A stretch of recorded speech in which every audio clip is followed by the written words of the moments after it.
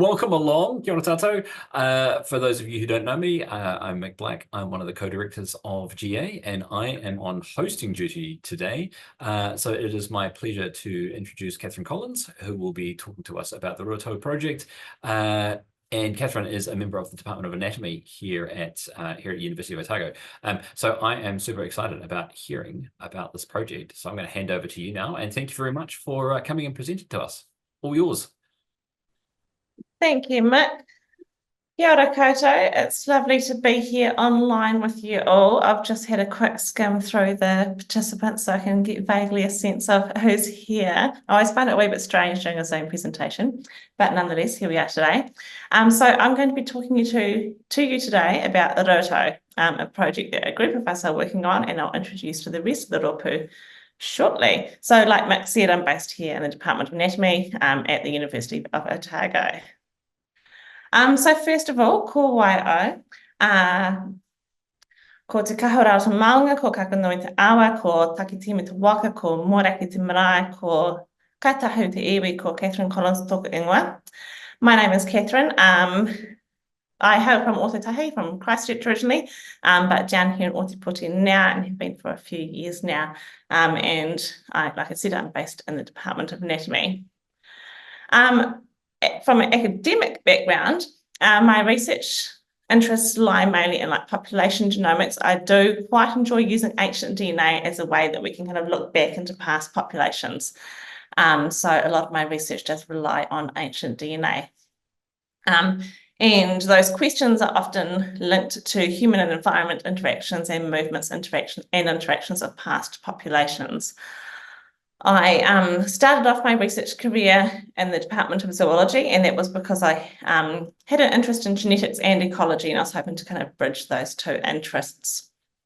I moved a whole block down the road to the Department of Anatomy, where I eventually started a postdoctoral research fellow, where I was introduced to the field, I guess, of biological anthropology, and looking at human genomics as well. And I'd always said, oh, I'm not that interested in the humans. I just want to stick to the animals.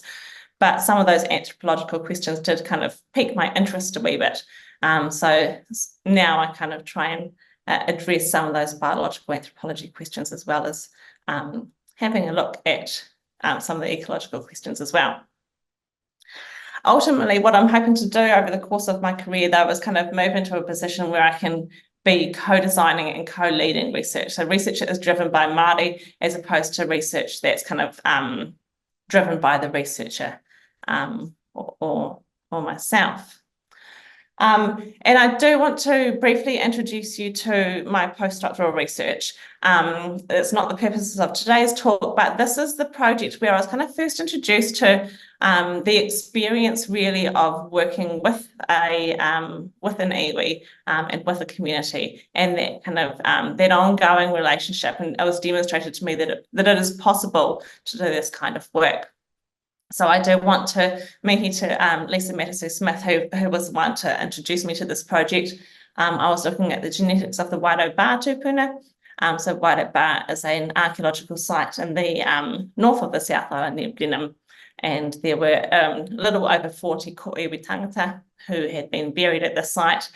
And the history wasn't all positive there. The ko'iwi tangata had been excavated and had been stored at the Canterbury Museum. They were repatriated in 2009, but it wasn't necessarily smooth sailing in terms of that relationship between iwi and kaipūtaiao kind of throughout that.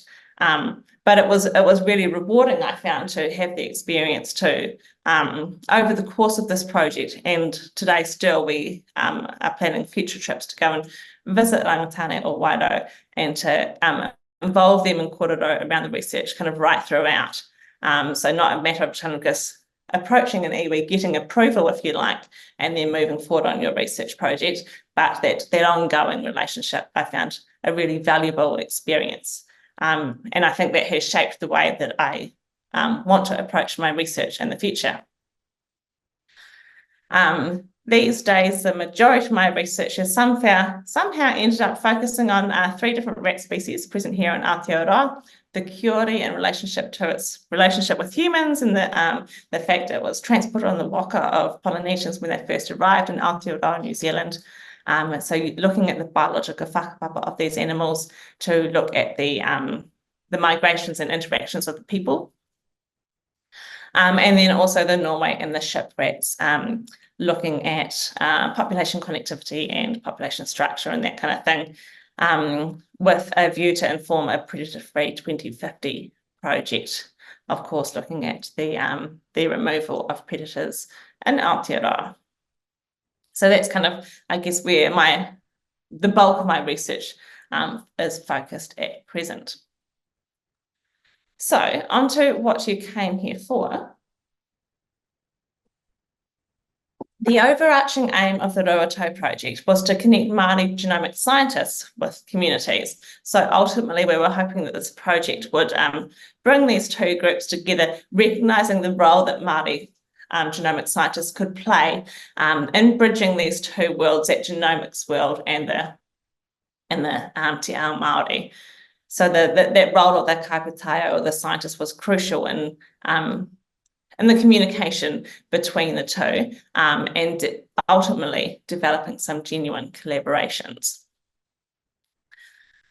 And the inspiration behind this project came when a few of us attended the Sing 2020 conference. So I'm sure a lot of you here in Aotearoa would have come across Sing before, the summer internship for Indigenous Genomics. And in 2020, there was a conference held up in Hamilton at the University of Otago, and it was an amazing few days. And it was a really inspiring experience being together with so many Indigenous scientists and hearing about how they were weaving Indigenous viewpoints and ways of knowing and doing alongside their science from a more Western perspective. And so it was such a valuable experience to be able to hear all of those kōrero and all of those stories. But for some of us in the room who didn't grow up Te Ao Māori, there was some level of whakamā or embarrassment, or kind of just unease about our ability to really navigate through Māori spaces. There are a lot of people, of course, and these days who are whakapapa Māori but didn't necessarily grow up really connected to their Māori side of the whānau. And so we kind of weren't too sure. We knew that we wanted to really develop and grow as scientists and also culturally, but we were trying to think about the best way to go about this and ultimately to allow us to kind of really engage in a meaningful way with hapori Māori or Māori communities. So we put our heads together and thought about, okay, kind of let that feeling of unease, I guess, sit with you and think about, well, what can we do to change this feeling and what can we do to support others along the way, to support Māori communities, and really, I guess, move forward together. So how can we koha as opposed to feeling koha about the situation? And that was where the Ruatau project the idea of it kind of first came along. And so I'm here on the slide introducing you to the 3 PIs who are on this project. So there's Ilana, Alexandra, and myself who are based here at Otago, and then also Simon Hills, who is based at Massey University. Ilana and I are both in the Department of Anatomy, although we're both very quick to say, but we actually don't know a whole lot about human anatomy. Most of our interests lie kind of in molecular ecology and population genetics of animal populations as opposed to human populations. And similarly, Simon Hills is a lecturer in kind of zoological and ecological sciences. We, of course, recognise, though, that we were, like I've just said, sitting in this position where we're Māori but didn't necessarily feel like we had a deep understanding of Mātauranga Māori and Tikanga Māori. And so we recognise that limitation within our own experiences and brought together a rōpū tautoko, or an advisory group, who were able to support us along this way. And we are really appreciative of this rōpū, who have provided us with kind of invaluable whakaaro and thoughts, and really helped shape the way that we thought about this project and our future research. So Phil Wilcox, Kimiora Henare, Lisa Warbrick and Karatiana Tairu are all members of our rōpū tautoko, and we have met with them at various points along the project, a lot in the development of the project, and thinking about how we would shape it. We wanted to ensure that we weren't taking up space that could be, I guess, used more valuably by somebody else. We wanted to make sure that we were genuinely creating something of value to Māori communities. And I do want to take this moment too to mihi te Bentayeke and Aotearoa for their whakaaro and influences in this project as well. So whilst they aren't officially on the rōpū tautoko, they've both been very generous in sharing their experiences along the way. So we're grateful to that. And the purposes behind this rōpū tautoko were to bring in people that had expertise and experience in both te ao Māori and genetics. And so they were able to provide guidance on some of the aspects around te ao Māori, but also had an understanding of genetics. And that was important for this project, because we wanted to ensure, for example, that we're communicating our genetics knowledge with communities in a way that is appropriate. And so we needed people, I guess, who were aware of what potential risks or benefits could there be to the use of genetic tools and technologies. And we wanted to minimise risk, and we wanted to minimise risks of both the kaipūtaiao and the hapori Māori. So we wanted to ensure that we weren't going to put kaipūtaiao or the Māori scientists into places that were culturally unsafe. So we wanted to ensure they were supported along the way. We, of course, didn't have that mataraka and that really deep knowledge around te ao Māori to support, to, I guess, support them from our experiences. But we wanted to kind of make sure we had some tuakana who could help us along the way. And then we wanted to make sure that hapori Māori weren't going to be put at risk as well through introductions that we were making to various scientists and that kind of thing. So that was the rationale behind creating that rōpū.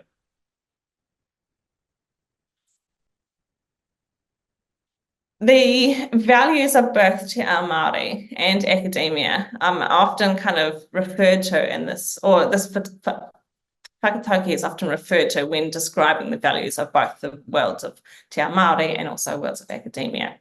Te manu kai I te miro, nōna te ngahere, te manu kai I te mātauranga, nōna te ao.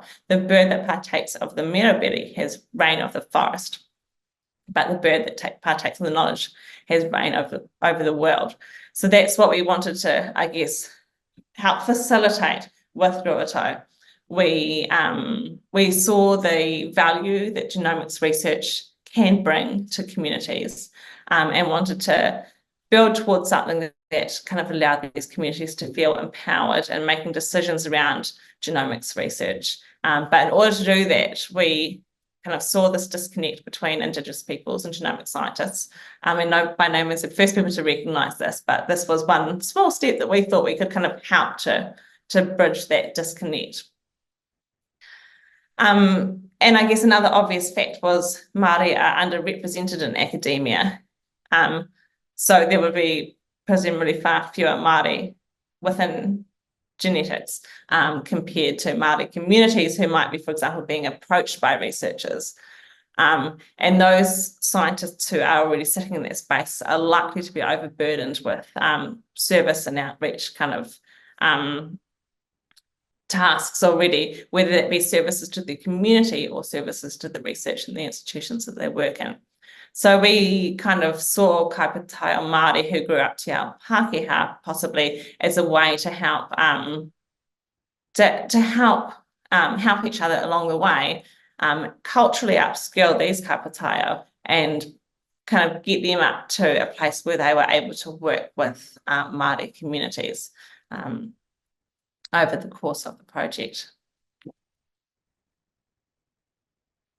And the name Ruatau was I think a development from our rōpū that I described earlier. So originally we actually had another kupu that we were going to use for our name, but through kōrero with our rōpū, we were able to recognise that that wasn't necessarily the most appropriate kupu to use, and Karatiana suggested Ruatau as an alternative.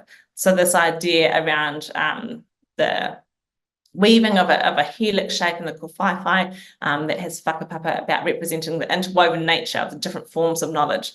And so this aligned really nicely with the aims behind Ruatau. And then there's also that tie to the helix shape from our friend DNA as well.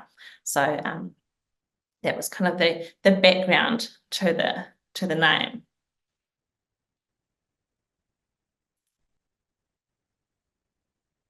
So our way of going or suggesting that we would go about kind of bringing together kaipūtaiao and mana whenua was to apply a tuakana and taina concept or a relationship between genomics and te ao Māori. So we needed to culturally upskill Māori genomic scientists who grew up te ao Pākehā. They often wanted to engage with Māori communities in a meaningful way, but they lacked that knowledge mataranga to do so. And so they weren't necessarily, didn't have the confidence perhaps to go into these kind of Māori settings. But at the same time, we wanted to make sure Māori communities were empowered to make informed decisions about genomics. So we saw that as a nice opportunity for the two different groups to be able to learn from one another. And there would be situations where the scientists would be tuakana, and there'd be situations where the community would be tuakana, depending on whether we're kind of upskilling culturally or scientifically.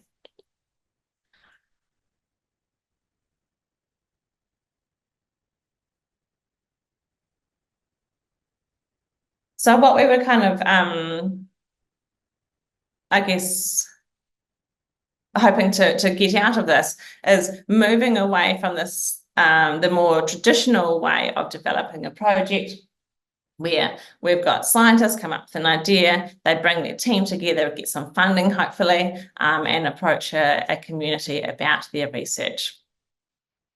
We're hoping to kind of support communities to a position where they've got questions that they might be interested in, they've got the links to scientists, and therefore they're able to lead the research questions themselves, take that to scientists and work together to develop a plan to go about answering those questions. So how are we going to do this?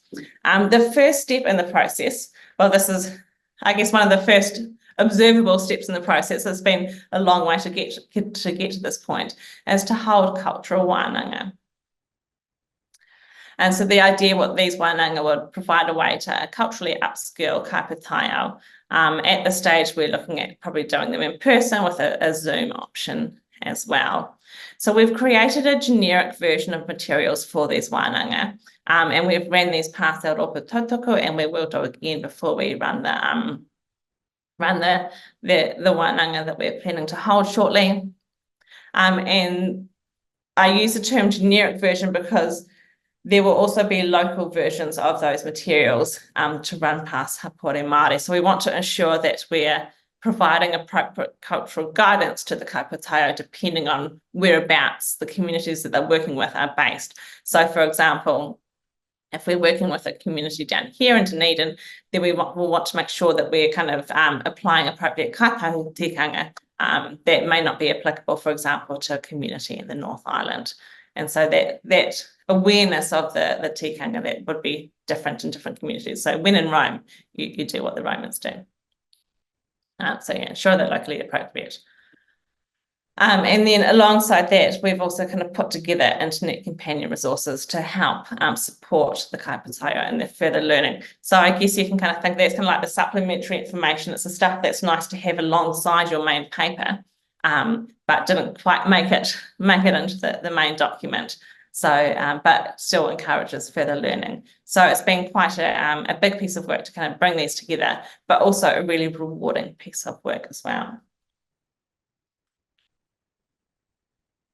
And what we're intending from these wānanga is not that by, you can attend an online wānanga or an in-person hui, and then kind of next minute you're an expert. You can't learn all of this mataraka from books. The ultimate kaiko, the ultimate teachers are going to be the people on the marae, the community that you're working with. So this is just effectively what we're hoping, a way that we can try and help people get to a place where they're at least feeling comfortable enough to embrace this journey. There's another element to the journey that could be different for Māori kapatau compared to Tauiwi or Pākehā. Sorry. So what we're hoping is that we kind of get people feeling comfortable and motivated to really continue with their own journey. And they might do that by engaging with their own marae, with their whānau, or continuing their own learners in another way. Being scientists, most of us are probably aware of this concept that you might kind of think, oh yeah, I don't know a whole bunch about this thing. Then all of a sudden you come to that reality, like, actually, I don't know a whole lot about this. There's a whole lot more to find out. So we kind of want to, I guess, help get that activation energy to get people out of that trough and kind of, onto that journey of learning. But it's not going to make anyone an expert, and doesn't replace learning on the marae. And so, like I said, there are other elements to consider other than, for example, just this is tikanga and these are some core concepts. There's a lot around the feelings of the reconnection journey, and that's something that probably a lot of us are not necessarily used to talking about, like in a work sense and also kind of in the scientific world as well. So that's something that can be different, I think, to this journey, highlighting why this journey is important.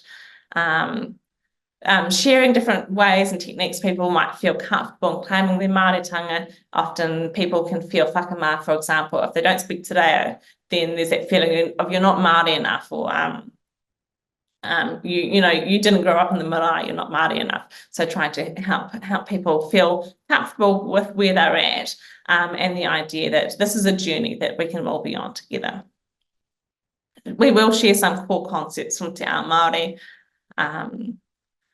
and history. So for example, what processes in Aotearoa, New Zealand have led to the point we are today, where we have a lot of Māori who do not know their whakapapa, and there are a lot of people who might not be aware of all the history that has gone on to lead up to that point. Examples of how genetics and genomics have failed in the past, because often we're not exposed to those, I don't think. Increasingly we are today, but not necessarily throughout our science education. And supporting people to think about how they might want to interact with communities going forward. And like we said on the previous slide, that this is a springboard, it's just the starting point to get people on that journey and to get people kind of feeling some level of confidence and inspiration. And of course, sharing our own pūrākau, because it's often quite relevant, I think, in those situations to hear about how others have found their own experiences and that kind of thing.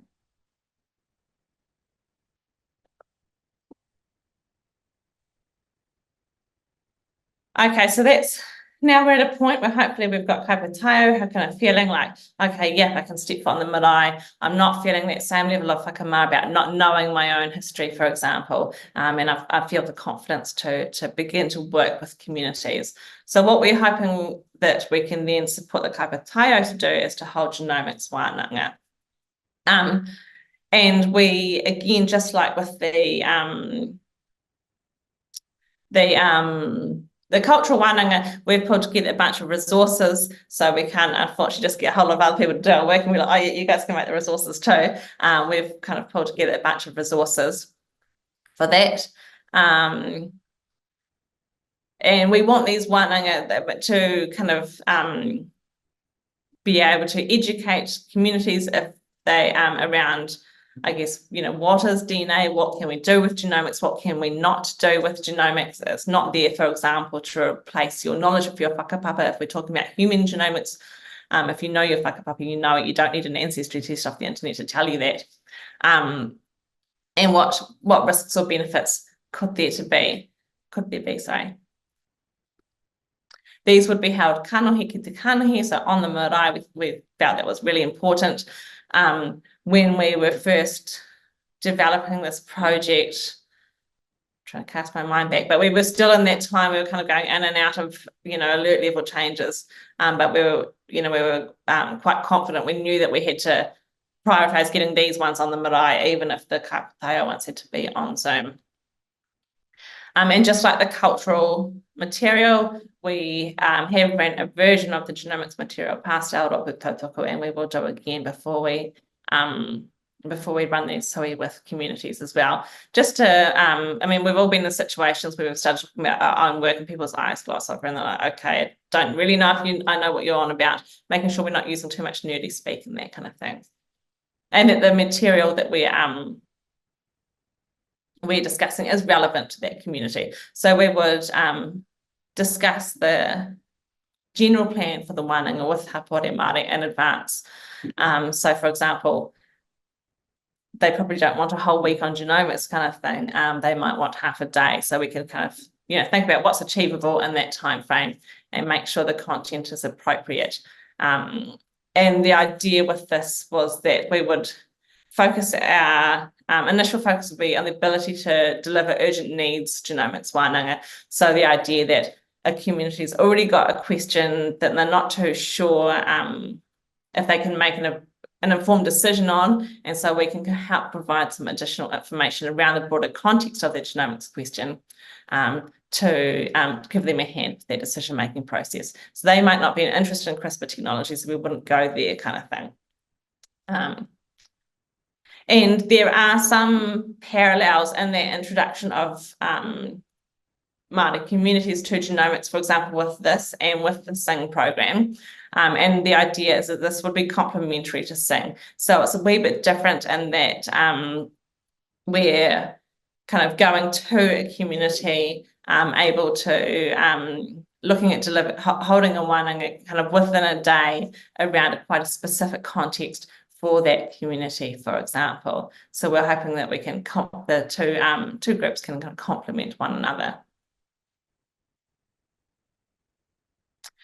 But whereas the data, you might be asking, okay, all this sounds all good, but it's, a wee bit airy-fairy so far. How do you know that what you're doing is actually going to, how do you know that it's worked, for example, and that kind of thing? And that's something that we kind of took as well, I guess, to kind of get our heads around, how do we assess this ultimately? We can't, do a statistical test like we might do with our genomics data that we're all used to working with. And our solution to that is to hold efficacy wānanga after the genomics wānanga. Hopefully by then we might think of a catchier word. I don't know if I'd be inspired to go show an efficacy wānanga, but hopefully we can get people along. So, and it's just like a debrief really to give people a chance to share how they found the experience, what worked well for people, what didn't work, for example. And again, this would be dependent on community needs and their time available and that kind of thing. Most of us the three of us PIs, we do come from more of a molecular biology background, so we'll bring in a social scientist who has got experience with qualitative data for this portion of the project, who's got the skills to kind of actually determine kind of some measurable or relevant indicators of the benefits to those communities. So that's what we want to make sure. We want to make sure that Māori communities got something out of it before we were to apply the same techniques to working with other communities. And that's, I guess, one of the overarching goals of this is that it's not a once-off. We'll, develop this program, run it a couple of times, and that'll be it. We're hoping that we'll be able to kind of have a framework that could be applied in other situations. So we're hoping that this mahi could be useful for other people as well, and specifically for the kaipūtaiao who've been working with us through the process. So in terms of getting the mahi done, it has been quite a learning curve. We've had 3 PIs, so that's heaps of people to get the mahi done right. But we've also had 3 transitions from postdoc to lecturer. And so through that, we've all had different experiences. And that learning, I think, that goes alongside of that transition from being the one who's kind of focusing on a main project to somebody who's overseeing multiple projects and not necessarily always the one doing the hands-on work. And so there has been a lot of learning associated with that change. The juggle of balancing fixed-term contracts in that early career stage, and the differing FTEs on that project, allowing you to kind of spend more or less time on different projects. So that has been something that has been a juggle, but it has also been a learning curve, I think I can say, for us. And it's also been really different to all of our previous research projects. And I think for me personally, that's been quite eye-opening as well. And it's been different in terms of the scope of the literature that we've been engaging with. We began with quite a big literature kind of search and review early on in the project, kind of assessing how we would engage, for example, cultural brokerage theory to be able to work between the genomics world and Te Ao Māori. And that was quite different to kind of, I guess, a lot of the biological literature that we were used to engaging with. The aims are quite different. And again, the approach is quite different. And so early on in the project, we had to be quite purposeful in setting aside, really discrete days for working on the project. And it might sound quite obvious, but just the stark difference between this project and some of our more traditional projects, we found that approach to be quite beneficial.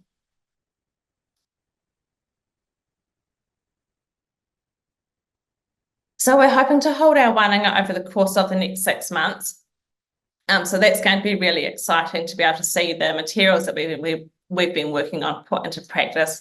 And I think too, to have those kind of face-to-face interactions with communities, because it's always a really inspiring experience. But regardless, the project's also had some really positive impacts so far. The genomics resources that we've been putting together, we've found to be quite useful when working with Hapori Māori on related projects. And so it's been quite nice to have that and kind of use them, kind of do, mini test runs as well, of presenting the genomics resources and knowing that they're digestible, for example, for different audiences. So that's been quite nice to have. And it's been really good for creating time for meaningful kōrero with other kaipātai Māori.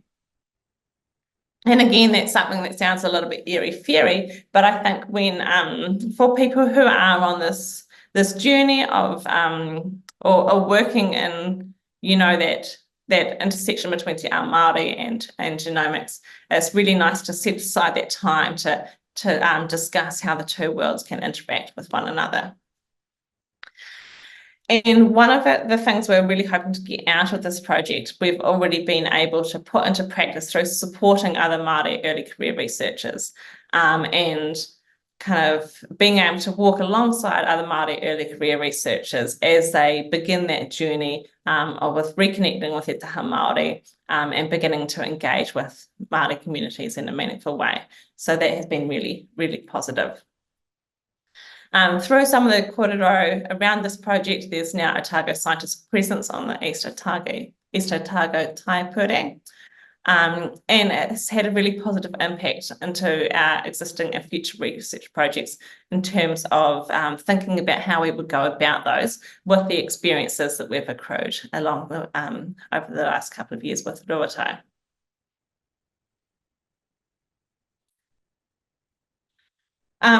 What it has highlighted so far to us is time.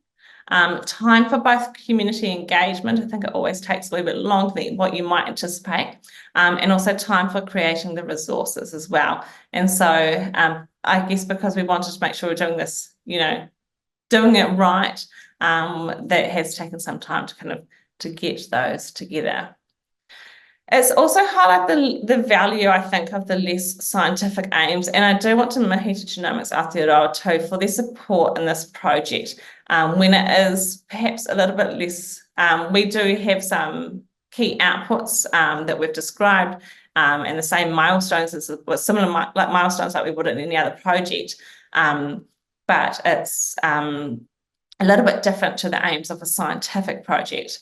And it could be the kind of project that could be difficult to get funding for in other capacities, but I think has been really valuable. And we've seen that through a Māori early career scientist who we've been able to support I think through our experiences, and the value in being able to set aside time for getting to know communities and building that relationship and allowing them to drive the research, the questions that are of interest to them.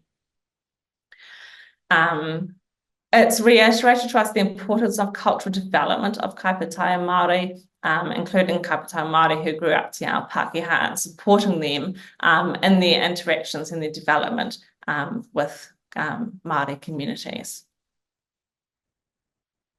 I thought that one of the things that people might be, I guess, have in mind what they might be expecting to hear from this kind of kōrero would be some considerations when discussing research with hapori Māori. So these are very much kind of a starting point, not necessarily an everything kind of list, but some things you might want to keep in mind. Again, time. It always takes a lot longer for these kōrero to occur, I think, than what you might initially think. You want these relationships that you're building to be ongoing. So like I said at the beginning, it's not just getting permission to do the project, it's that back and forwards around the creation of the project, but also through the duration of the project as well. At every step along the way, making sure that they are informed with what you're doing and have got the opportunities to ask questions and backwards and forwards as you go. And with that comes effective communication. And so I think it's been really valuable for us to sit down and think about what should be, what kind of genomics material might you present to a community? What's an effective way to go about describing those genomics techniques that you're trying to describe and that kind of thing. Keeping in mind that communities' needs and time available can change. So recent examples of this could be, for example, Cyclone Gabrielle. You might have already been engaged with the project with the community, but when events like that happen, then people need to shift their resources and their time to what's important into that. In those instances, it's going to be people are important. Is your research of interest to the community? And I think you have to allow space for the community to say, actually, that's not a high priority for us right now, but we're really interested in X, Y, Z. So it's having that flexibility to be able to kind of let the community say that that's not of interest to them. And I guess making them feel empowered to say that as well. And then always keeping in mind, what is the benefit of your research to the community? What are you able to give back to them? So like not just kind of coming in, doing the research. And I think people are increasingly aware of all of these considerations, I think, these days. And again, making sure that you're upskilling yourself in tikanga. And I know it's often overwhelming to be upskilling in this space. And I often like to set myself challenges and kind of just try to do one thing better than you did last time, or try one new thing. If you've learnt your pepeha, and it's quite short, try build on one new introduction, for example, one new phrase that you could bring in, or understanding of tikanga that you might want to put into place for your next interaction or with a community. And I want to acknowledge, as I wrap up here, Ruatau Tautoko. They have been really supportive along this journey, and we really appreciate all the whakaaro and all the guidance that they have given to us, and all their patience along the way. I've not actually named any iwi or communities here, because when I was trying to work out who exactly to name other than specifically the communities we're working with, I was kind of thinking that all of the communities who the three of us PIs have worked with have influenced our thinking, which has influenced the Ruatau project. So I became bamboozled with specifically who to acknowledge here, and also to other kaipētaia and collaborators who have just sat down and had kōrero with us, and it's been really valuable for developing our project along the way. So that's me for today. I told Mick I was going to be short, sorry, and then I wasn't super short in the end, but I'm more than happy to take any part. either now or if you think of things later on as well. I'm always happy to receive emails and to share them with Alana and Simon as well. All right, awesome. Thank you very much. I'm going to clap. Everyone can do their crazy emoji clapping thing. I can't find any emojis in Zoom anymore because they changed the layout on me.